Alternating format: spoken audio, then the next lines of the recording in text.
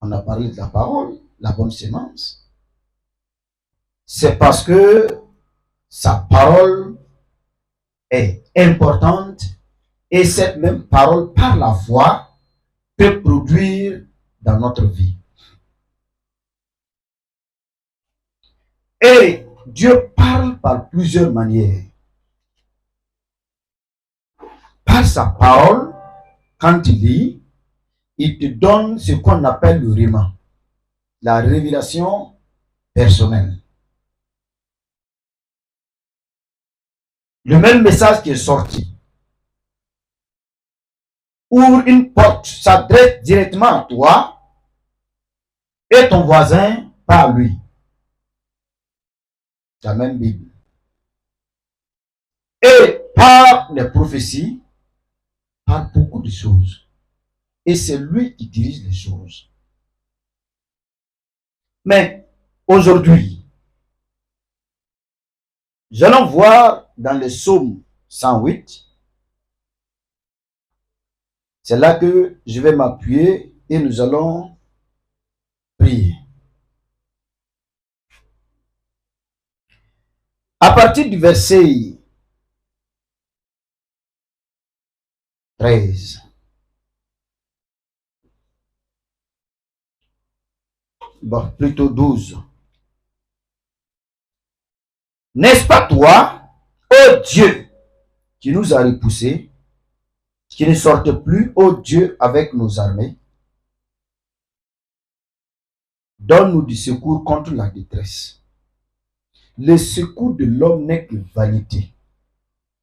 Avec Dieu, nous ferons des exploits et il écrasera nos ennemis. Amen. Amen. Voici le psalmiste David qui, avec sa guitare, nous donne un chant, c'est-à-dire en louant Dieu. Premièrement, nous voyons que cet homme, il chantait, louait Dieu avec ses instruments, mais des paroles prophétiques pour nous aujourd'hui. Il parlait à Dieu, il dit, mais Dieu, quand tu sortais avec nous, on avait tout le temps la victoire. Il dit, n'est-ce pas toi qui nous a repoussés? Dieu ne repousse pas quelqu'un. Non, non. Il dit, en lui, il n'y a point d'acception de choses. Voilà, il ne fait pas de différence. Il aime tout le monde.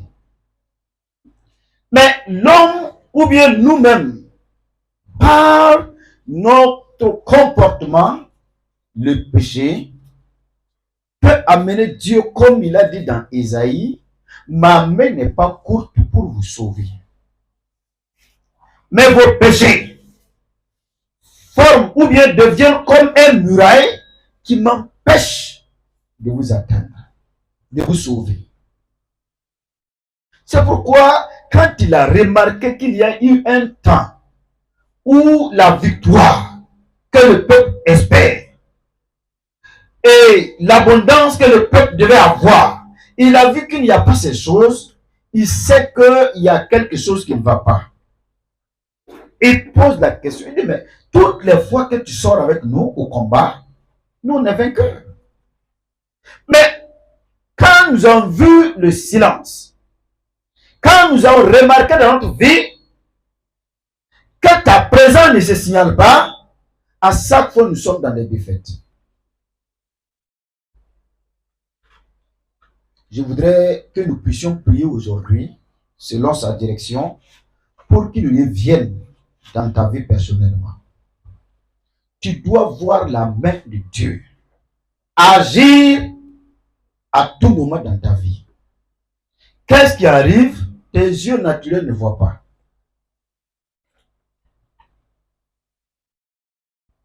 Mais il y a des choses que l'ennemi prépare contre toi.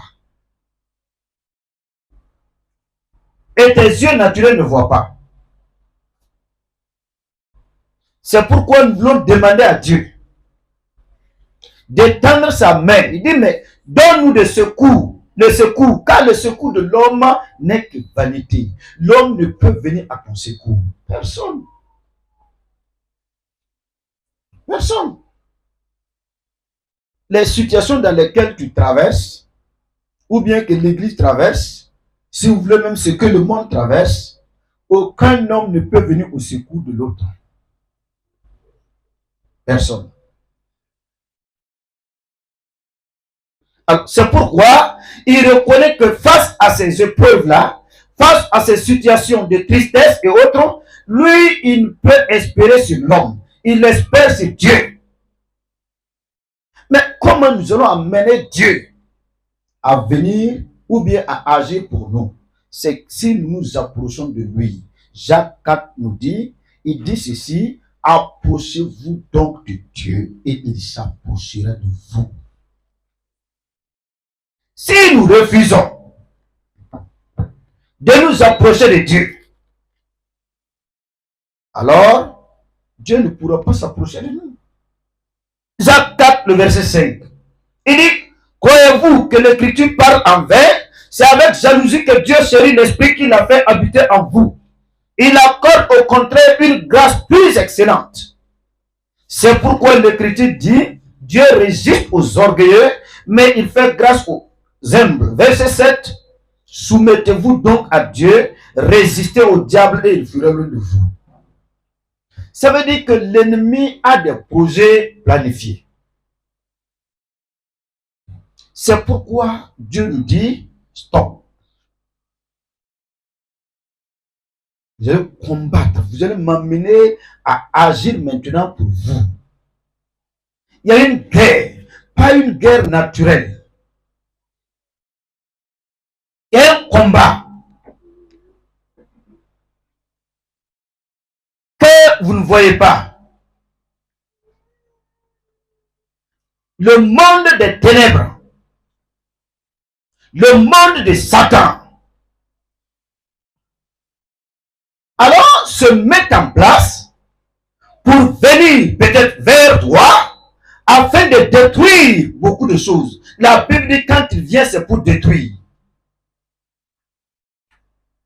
Et Dieu voyant ces choses-là, nous dit stop, mettez-vous en règle, car je vois le combat que l'adversaire engage contre vous.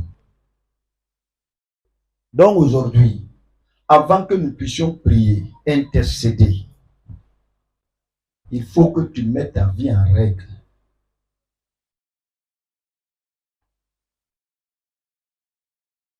On ne doit pas avoir un mélange. Non. Tout à l'heure, avant, quand on a arrêté les chants, la femme disait qu'elle a vu un puits dans lequel les pugettes des gens se sont entremêlés. Et le puits aussi a besoin qu'on enlève, si vous voulez, la boue pour plus d'eau. Et aussi que les cordes entremêlées là puissent se défaire. Ça, c'est le comportement. Les fils entremêlés parlent du comportement des gens. Les critiques, les incompréhensions mélangent les gens. Quand vous êtes dans ça, même s'il y a de l'eau dans le puits, personne n'aura de l'eau, car vous vous gênez, vous ne pourrez même pas trouver de l'eau. Les jugements, l'orgueil de la vie. Je suis plus que l'autre, elle ne me vaut pas. Je connais mieux que l'autre. La Bible dit mais que l'amour parle. L'amour dit quoi? L'amour dit mon frère ou ma soeur est plus grand que moi. Ça, c'est le message de l'amour. Mais en dehors de ça, c'est moi qui suis plus grand que vous. Regarde comment il traîne là-bas. La quitte là-bas, oui. Tu es toujours en haut et les autres sont en bas. C'est un danger.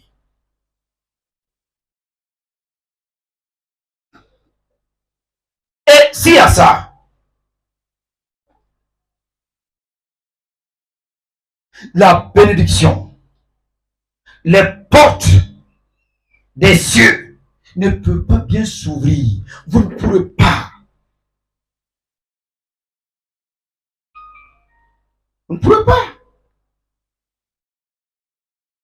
Le puits aussi, comme on a vu sur la semence, des choses qui empêchent la parole, c'est les mêmes choses. Le puits, c'est le cœur dans lequel la vie divine, la vie de Dieu doit se manifester. Mais regardez, ça devient de la boue. Quand c'est de la boue, c'est un danger encore pour tous ceux qui s'y trouvent. Quand Jérémie, on l'a mis dans le puits, il s'enfonçait, il pleurait. Le puits était où? On dit dans la maison du roi. Dans la cour là, il y avait un puits là-bas.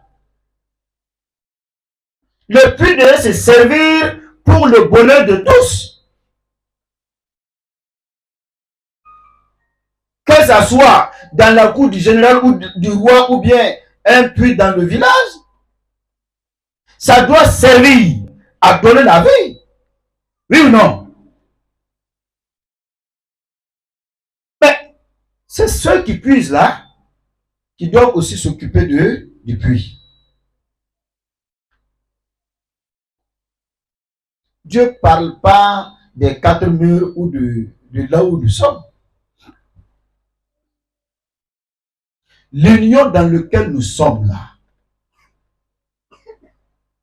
Et Dieu vient dans l'assemblée de ses enfants. La vie est là où son nom, là où il est adoré. La vie, les sources d'eau vive, la bénédiction qui coule.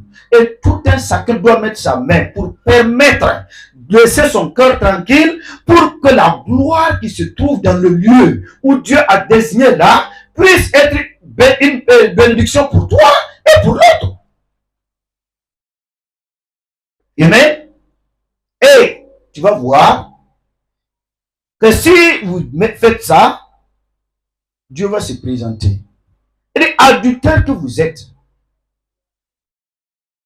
Ça c'est au verset 4, il parle des cœurs des gens. Ce qui bloque la main de Dieu, c'est quand nous ne marchons pas en obéissance à la parole. Et je vous ai dit, le thème de cette année-là, c'est pour nous amener à aller plus en profondeur. Pas pour nous arrêter sur le plan superficiel. Non, jamais. On doit connaître le plan de Dieu pour notre vie. On doit connaître les choses importantes.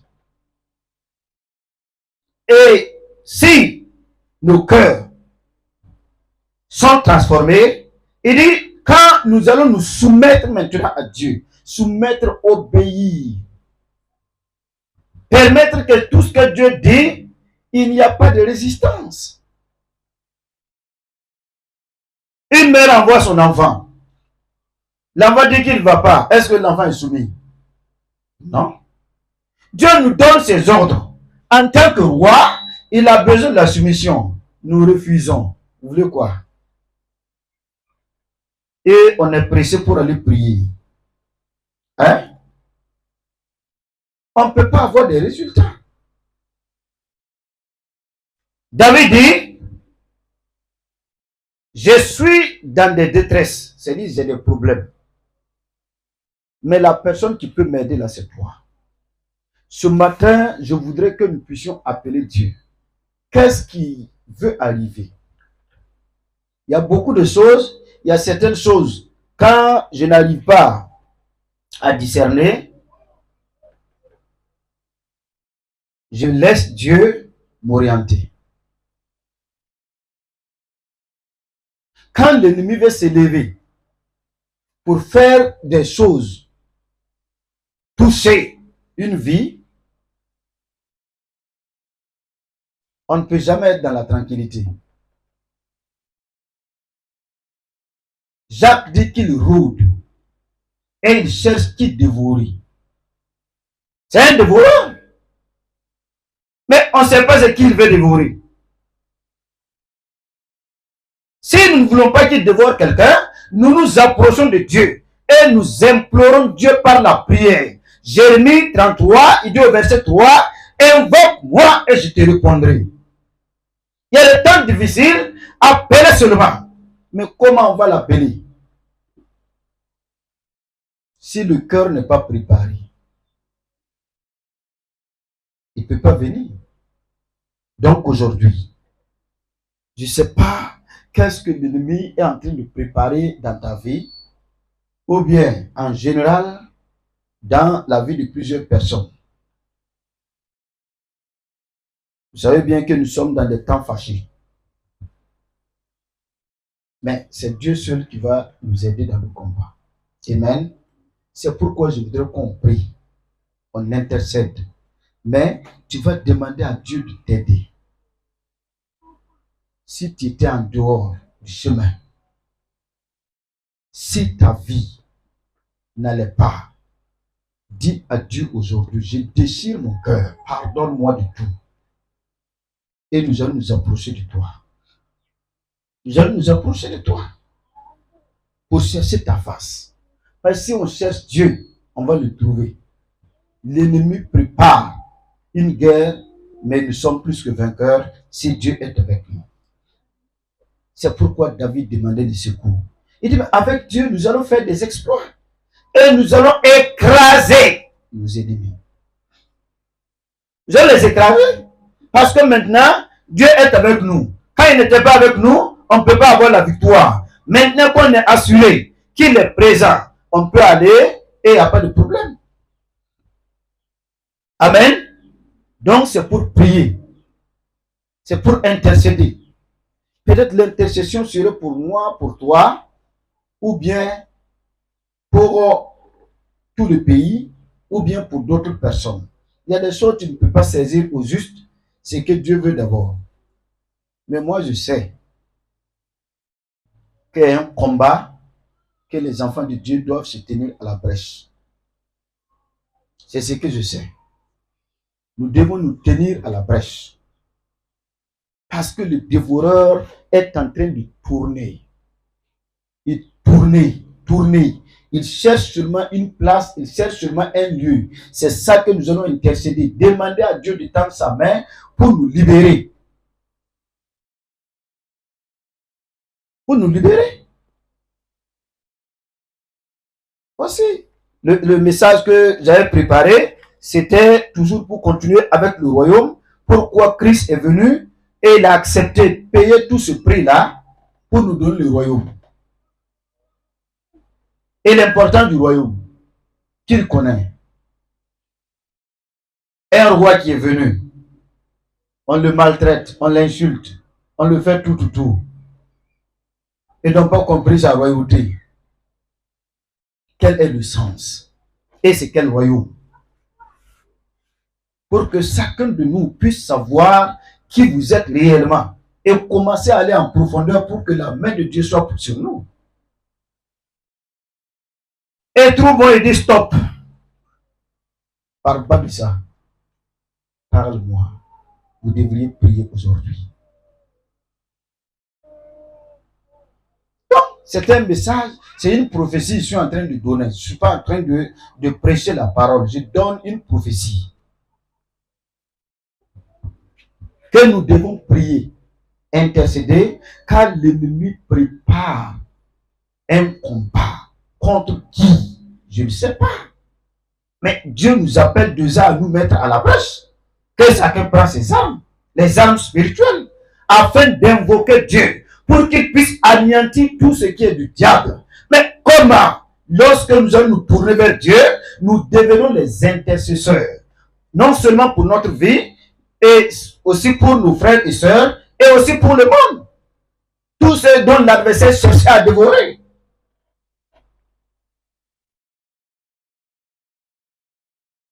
Alors, donc,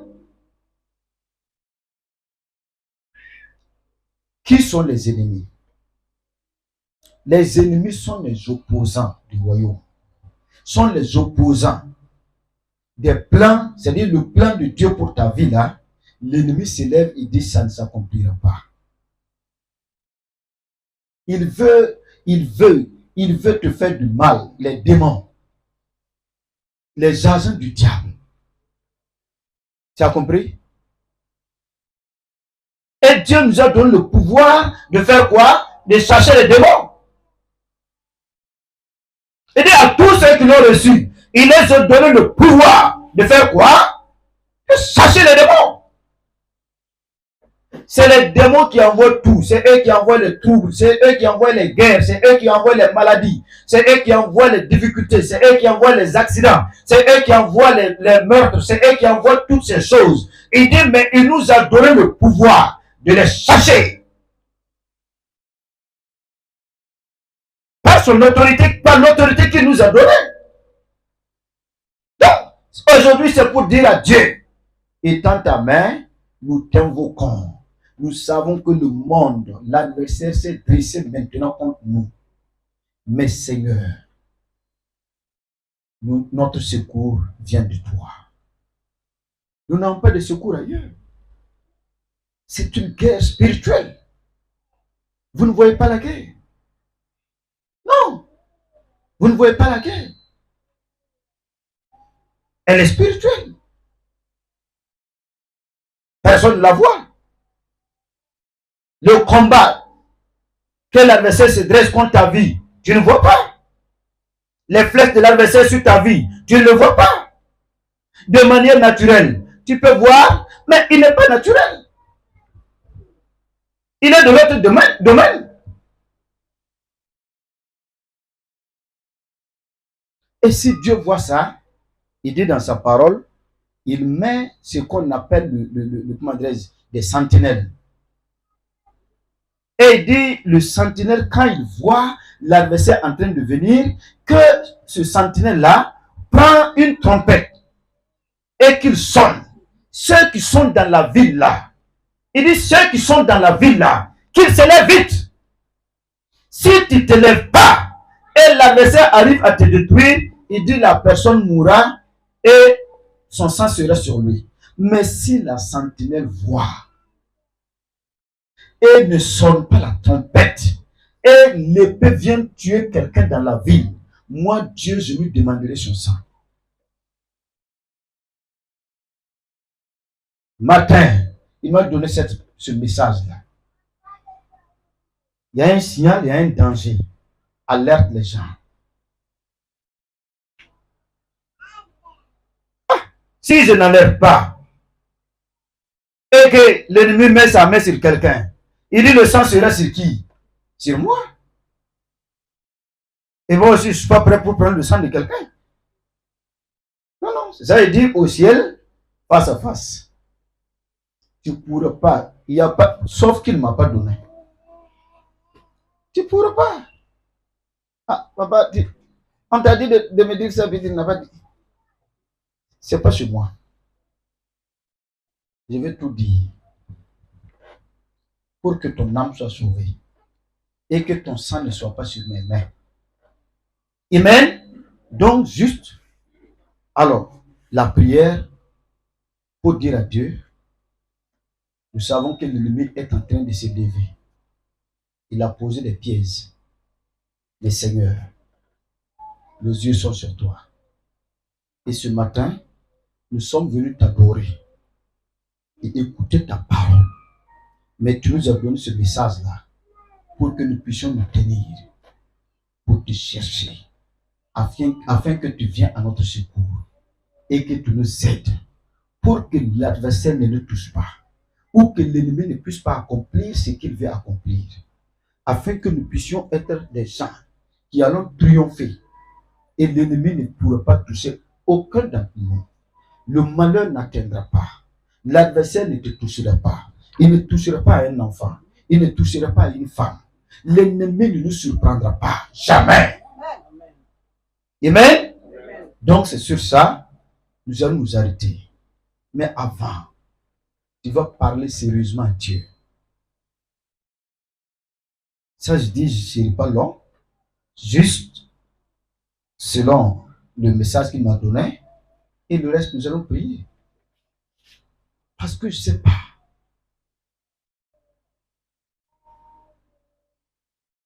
Si dans ta vie ça ne va pas, demande pardon à Dieu. Toute injustice, Dieu ne peut pas agréer ça. Le mal, les usanies, les critiques, la haine, les mépris, toutes ces choses et bien plus de fornication, tous les sens, ne plaît pas à Dieu. Dis-lui de te pardonner, car jusqu'à présent, c'est possible. Ce ne serait pas possible quand la mort te surprend. Mais maintenant, c'est possible. Donc, demandez pardon à Dieu. Et nous allons maintenant, et après je vais laisser la place pour la direction, afin que Dieu nous conduise. Je veux que tu mettes ton cœur. Je ne sais pas comment Dieu va œuvrer. Dieu peut parler par toutes les manières. Mais je veux que tu sois consacré. Tu laisses ton cœur entre les mains de Dieu. Je vous ai fait savoir, vous n'êtes pas à l'église devant un homme. Non, je suis là, mais je suis là représentant seulement et quelqu'un qui transmet le message, la parole de Dieu. Et vous êtes devant le grand Dieu, le grand roi. Et lorsqu'on vient dans sa présence, on ouvre son cœur et on l'écoute. Et on est attentif à tout.